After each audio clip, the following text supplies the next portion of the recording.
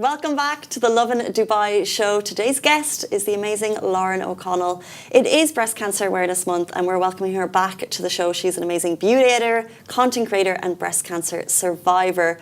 Lauren first joined us to share her journey with breast cancer diagnosis, and today she's going to talk about something that matters to so many, how we can genuinely support someone going through cancer. It's so good to have you back. Welcome to the show. Thank you. Oh, thank you so much for having me again. Welcome back to the show. So can you tell us, how have you been since then, emotionally and physically? Oh, it's been a roller coaster. You know, I think a lot of people feel that once you're done with chemo and radiation, you're good, everything is over, and you can resume back to your normal life. And the thing about breast cancer is that it stays with you forever in so many different ways. And I've been on hormone therapy for a year now. So essentially estrogen, which is a wonderful hormone that keeps our skin nice and plump and our joints feeling great, was my breast cancer's food. So I cannot have any estrogen in my body. So my body, it's almost as if I have the hormones of an 80-year-old woman now. So I've been navigating through that. And there's lots of things that pop up and you just have to kind of roll with it and do your best. So I've been doing my best over the past year. Okay, yeah. Amazing. Interesting. So, you know, you rang the bell for the all clear, and yet,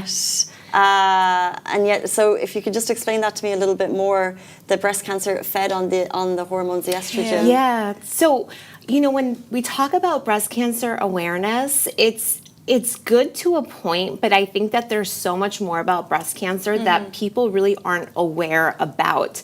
And I don't think the breast cancer awareness movement does enough to really educate people and share what breast cancer is. You can have breast cancer, there's many different types of breast cancers, and your breast cancer can be hormone positive or hormone negative. Mine was hormone positive, which meant that my breast cancer fed on estrogen.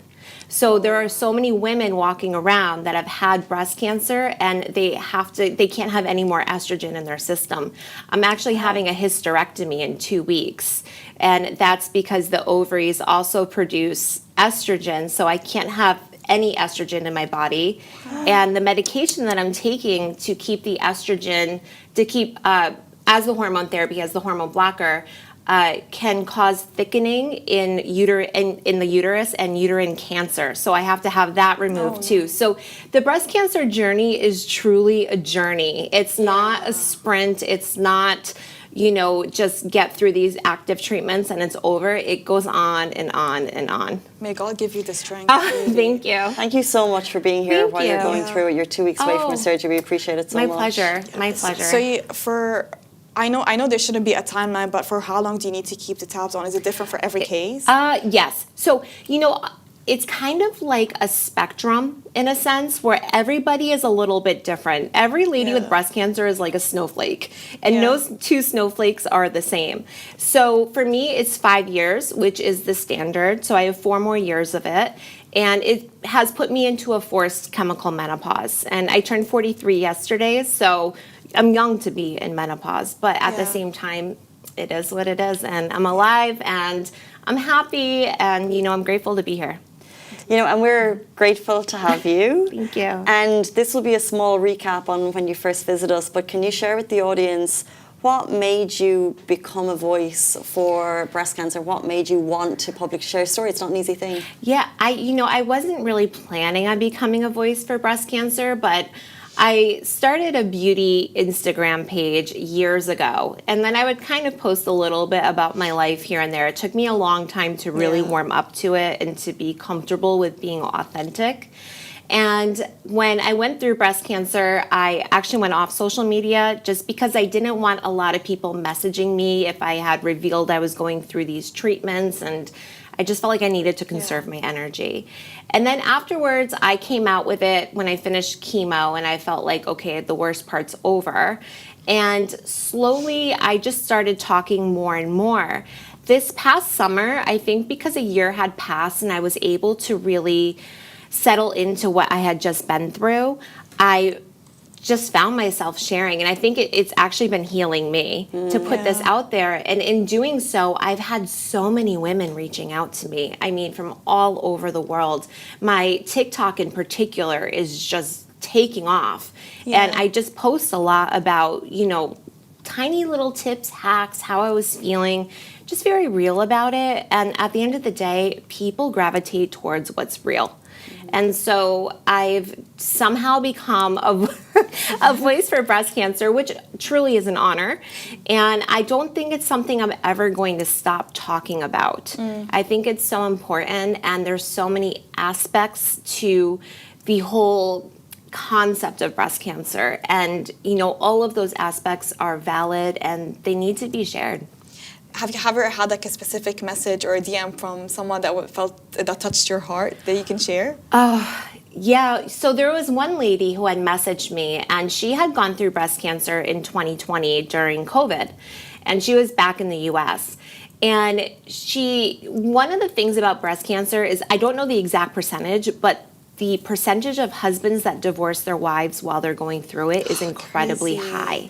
I saw that report, which is crazy. Heartbreaking. Yeah, I know. So much for in sickness and in health. But there was a lady, and she had messaged me, and she said when she was going through breast cancer chemo, and there's many different types of chemos too, and she was on the worst one, which is also the one that I had. And her husband was going out all the time to restaurants, and he wasn't following any of the COVID precautions. On top of that, with his wife going through what she was going through in their house, and she had to wear a mask in her house all the time to protect herself from her husband. And she just shared that with me. And I thought to myself, first and foremost, I'm so grateful for my husband, because he came to every single appointment and visit and blood draw, you name it, he was there. But I know that's not the norm. And so kind of circling back to me putting this information about my story out there, I feel like it's a bit of it's kind of like I'm a breast cancer big sister or something. Yeah. But it's I respond to people and I talk to people, and I think that some people just need that. I wonder, so what you've done incredibly is built an online community, and online support systems are so important. And I wonder, what has been the Dubai support system like, for communities here, and have you been able to connect with more people because of your online presence here? Yeah, there are Dubai breast cancer groups, and there's one in particular. It's a WhatsApp group, and there's different groups within this sort of WhatsApp umbrella. So a lot of ladies exchange information on that, and that's a really helpful support system. There's also groups that get together. I personally haven't gone to any of those groups yet, but I work a lot. I'm working all day, every day. I'm launching my beauty brand very soon. So for me, I don't have that leisure time. But I found, I hosted a breakfast a couple weeks ago, and I just put an invite out there, and so many women responded to me that had been following me that have breast cancer.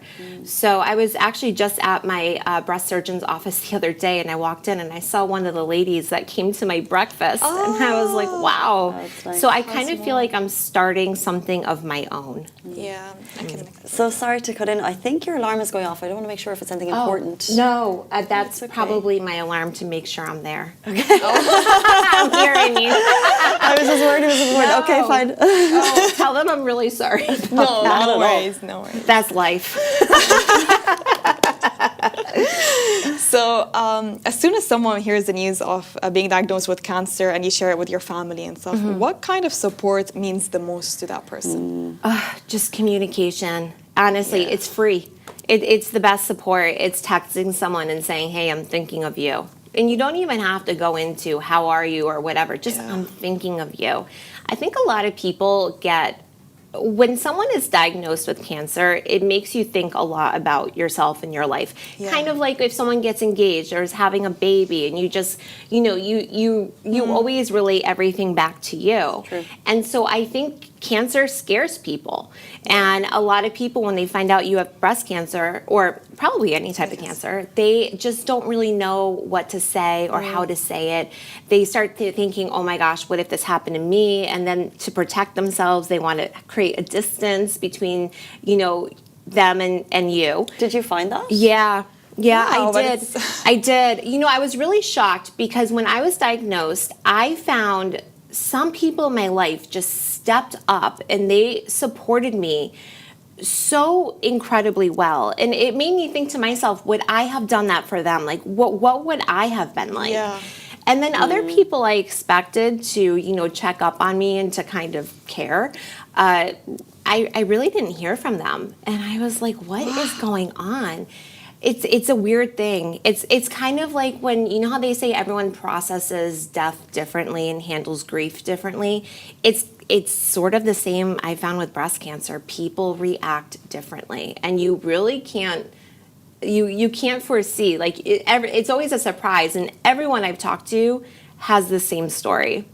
So it's a great equalizer in life because you realize like who's there for you, who's not, and you start to really do a lot of decluttering. Yeah. So, there are always benefits and positives to it, but it was shocking.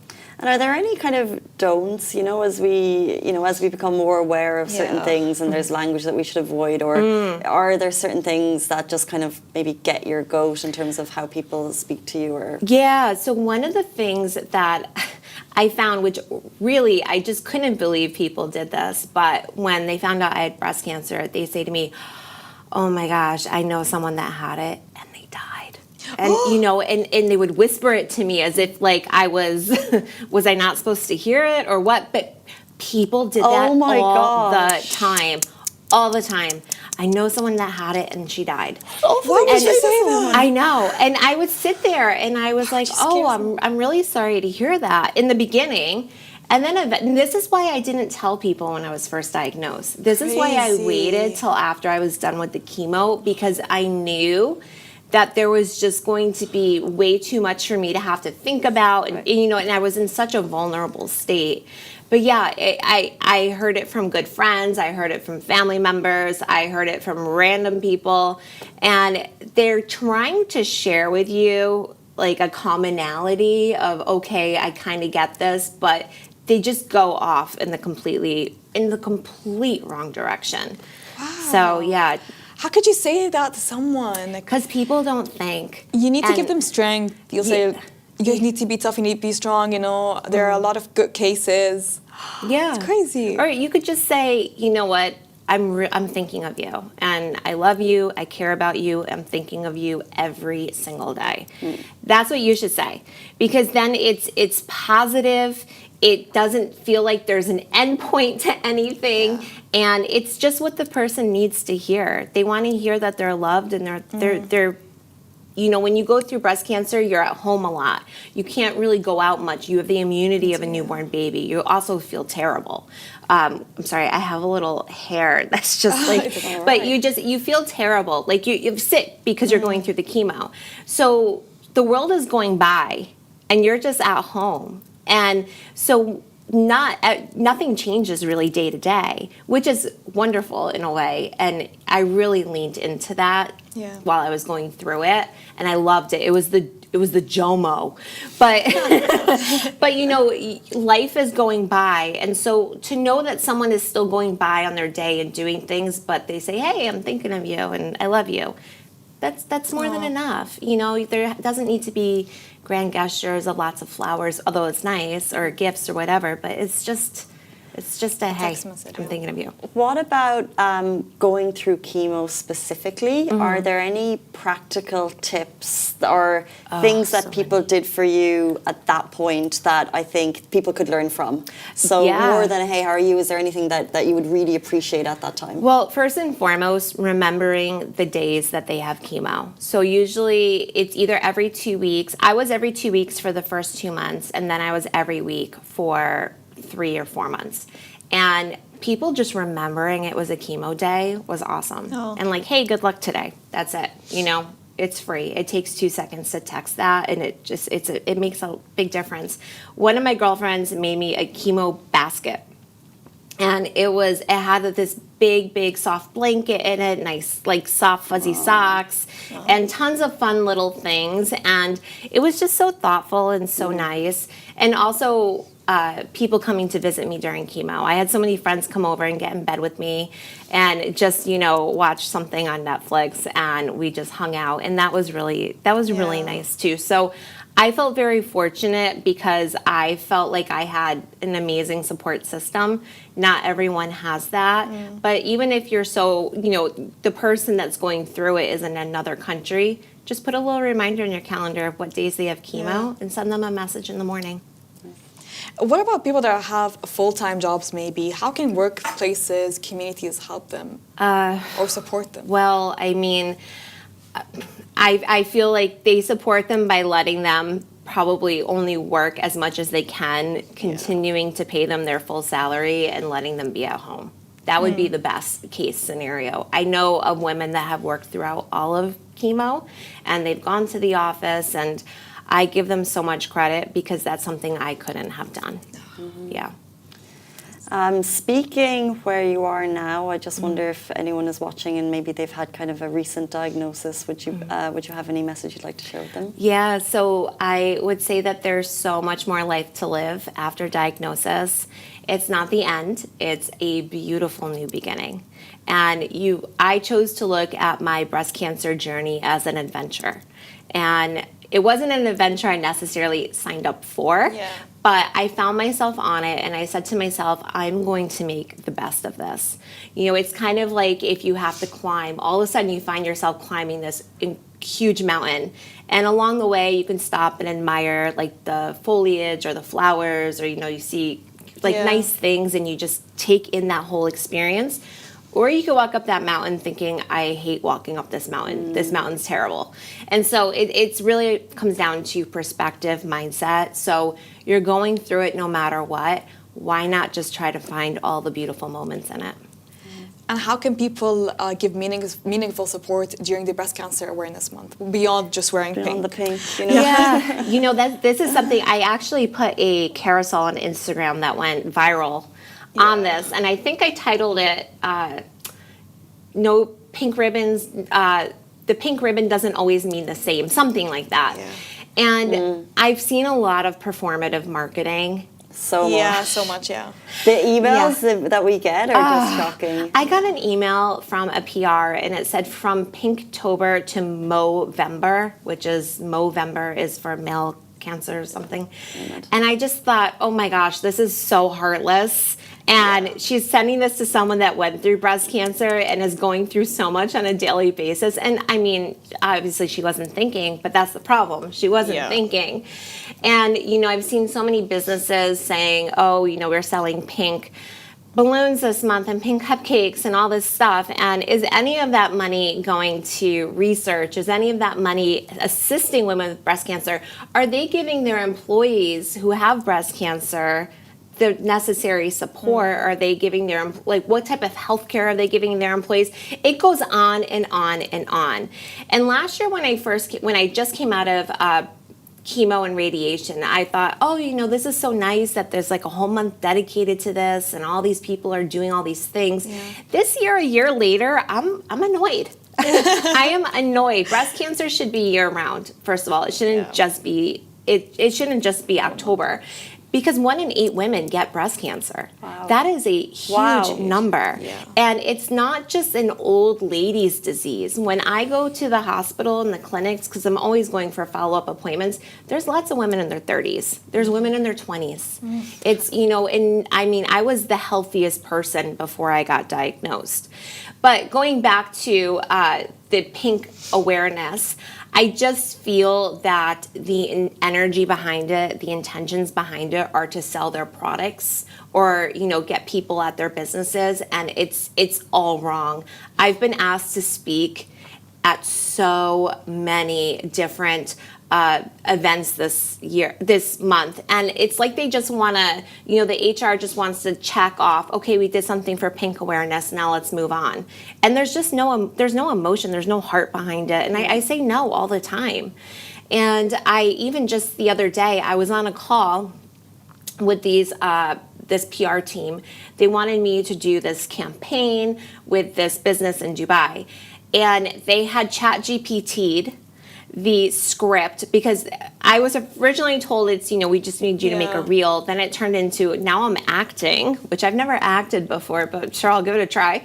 But the lady said to me, one of the scenarios was the lady is quiet when she's with her friends, then she gets breast cancer, and all of a sudden she's very confident and she's the loud one.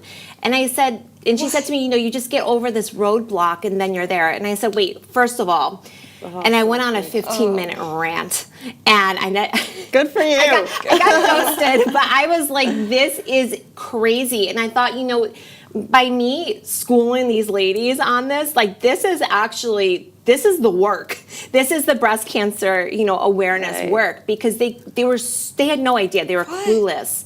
And I mean, they had 3 different scenarios, and they wanted to find women that have a voice in this community with breast cancer to then act out these ridiculous scenarios that were clearly made by ChatGPT. I mean, I even saw the M dashes, and it was so far off, and it was ridiculous. And I said to them, there's no amount of money I would ever accept. You can offer me anything. I would never take it to do something like this. Yeah. But there's a lot of tone deaf marketing. Yeah.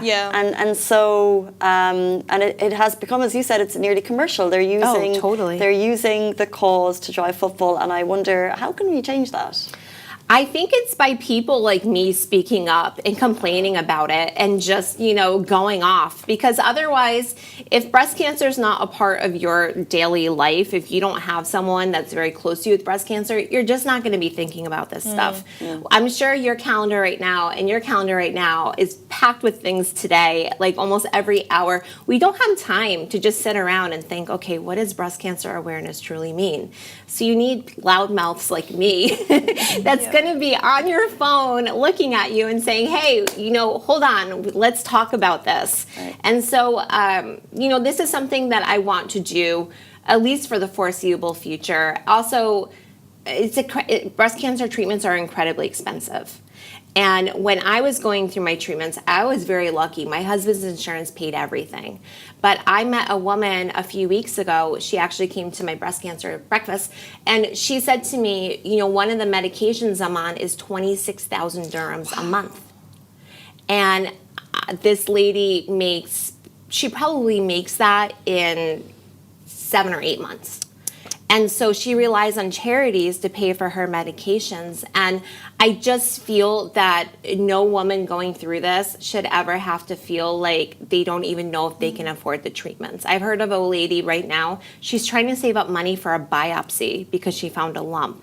That's crazy to me. So I want to also, with my beauty brand that I'm launching, when I become profitable and I get the thumbs up for it, I really want to help to pay for women's treatments. And that's just incredibly important to me. That would be amazing. And first of all, so thank you for building the communities that show women that they have support there. And I'm so glad that you mentioned your beauty brand, because we come to the end of the show, and the last time you were here, you teased this product. And I was like, maybe she'll bring it today. Maybe she'll bring it. Oh my gosh, you know what? The boxes are just getting sent to my factory in France, and it's gonna come hopefully by the end of this month, inshallah, or the beginning of next month, so it's gonna be live. But I'm gonna send you one. Can you tell me what it is? I'm not asking. Not yet. I will buy one. I'll buy one, but I just want to know what it is. Because I'm a small fry, and I'm really afraid of the big guys seeing my idea and copying me. And I know that that's inevitable. I mean, I'm a beauty editor. I see this stuff all the time, but I need to give myself at least as much of a go as possible. But I'll let you know. You'll be the first to know. Okay, before you leave us, can you give anyone people a little insider scoop as to what you are building, and so they can look forward to it? So I am building it's a beauty brand, and it's very me because it's spiritual. And it is formulated with intention. I'm actually a mechanical engineer. I know, random. And I also have a master's of science in nursing, so I'm like geek chic. So I understand ingredients, and skincare is my jam. So everything in here is completely intentional. I created this formula while I was going through chemo. I went through about 50 iterations with my lab, and they said to me, we've never had someone like you before that is so picky. But I am picky. I've done consumer studies, and I had just these anonymous people saying, what is this brand? I need to have this product. Like, I must buy it. So it's a brand that really reflects the different stages of a woman's life. And it's made for everyone. And it's made to, I've created it to use beauty as a medium to get you more connected to your true essence, your spirit, your soul, everything. And so I think it's going to take, it's new to the beauty world, and it's original and it's innovative. And I think that women are just going to absolutely love it. Hopefully. How exciting. Yeah. Congratulations. Fingers crossed. She's fabulous. She's geek chic. She's a breast cancer survivor. And she's a beauty entrepreneur, the amazing Lauren O'Connell. Thank you so much for joining us. Thanks so much for having me. Thank you, Vasa. Thank you, Casey. And that is the end of the Lovin Dubai show today. We're back with you tomorrow morning, which is Friday. We'll see you then. Bye-bye.